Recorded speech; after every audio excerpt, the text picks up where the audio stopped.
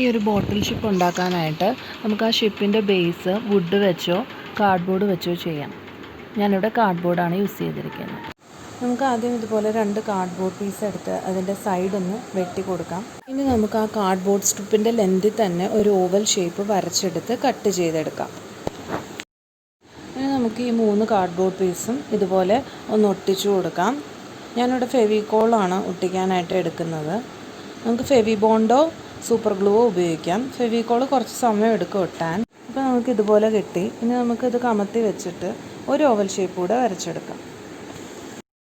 അപ്പോൾ നമ്മൾ ആ മുകളിലത്തെ പീസും ഒട്ടിച്ചു കൊടുത്തിട്ടുണ്ട്. അപ്പോൾ നമ്മുടെ ഷിപ്പിൻ്റെ ഹള്ള് റെഡിയായി.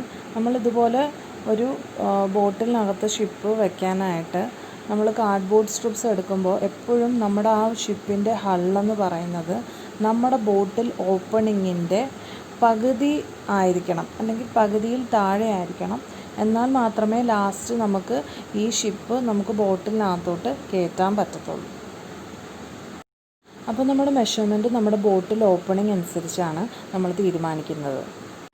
ഇനി നമുക്കൊരു ഫോം ഷീറ്റോ ഡബിൾ സൈഡ് ടേപ്പോ ഈ ഷേപ്പിൽ കട്ട് ചെയ്തെടുത്ത് നമ്മുടെ ഷിപ്പിന് ചുറ്റും ഒട്ടിച്ചു കൊടുക്കുക. ഇനി നമുക്കൊരു ടൂത്ത് പിക്ക് കട്ട് ചെയ്ത് വീഡിയോയിൽ കാണുന്ന പോലെ ഒട്ടിച്ചു കൊടുക്കാം.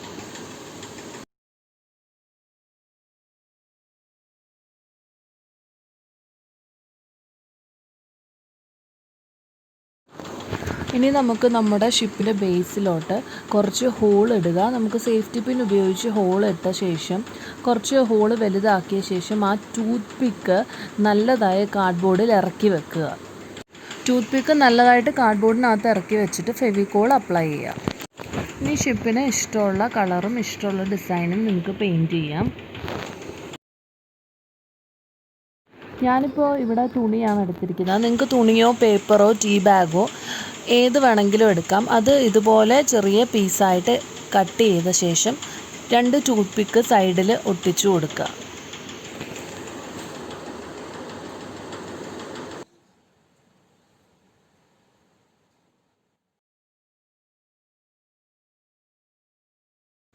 അപ്പോൾ നമ്മൾ കട്ട് ചെയ്ത് വെച്ചിരിക്കുന്ന ഈ പീസസ് എല്ലാം നമുക്ക് ഷിപ്പിൽ ഇഷ്ടമുള്ള ഡിസൈനിൽ നമുക്ക് ഒട്ടിച്ചു കൊടുക്കാം. പിന്നെ ഞാൻ ഈ ടൂത്ത് പിക്കിൽ ഇലാസ്റ്റിക് നൂലും കൂടെ കെട്ടിക്കൊടുത്തിട്ടുണ്ട്.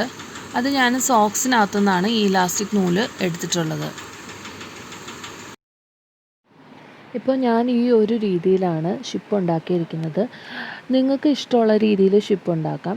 പിന്നെ നമ്മുടെ ഈ ടൂത്ത് പിക്സ് എല്ലാം ഫ്ലെക്സിബിളാണ്. നമ്മളിത് മടക്കിയ ശേഷമാണ് നമ്മൾ ബോട്ടിലിനകത്ത് കയറ്റാൻ പോകുന്നത്. ഇനി നമുക്ക് നമ്മുടെ ഷിപ്പിൻ്റെ മാസ്റ്റെല്ലാം പയ്യെ ഒന്ന് മടക്കി കൊടുത്ത് നമുക്ക് ഈ കുപ്പിക്കകത്തോട്ട് മെല്ലെ ഇറക്കി കൊടുക്കാം.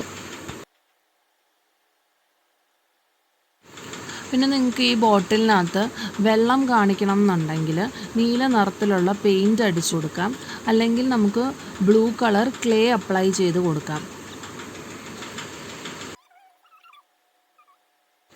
ഷിപ്പ് ഇറക്കിയ ശേഷം ഒരു നീളമുള്ള കമ്പി ഉപയോഗിച്ച് അതിൻ്റെ ടൂത്ത് പിക്സും അതിൻ്റെ ബാക്കി കാര്യങ്ങളൊക്കെ ഒന്ന് ശരിയാക്കി കൊടുക്കുക.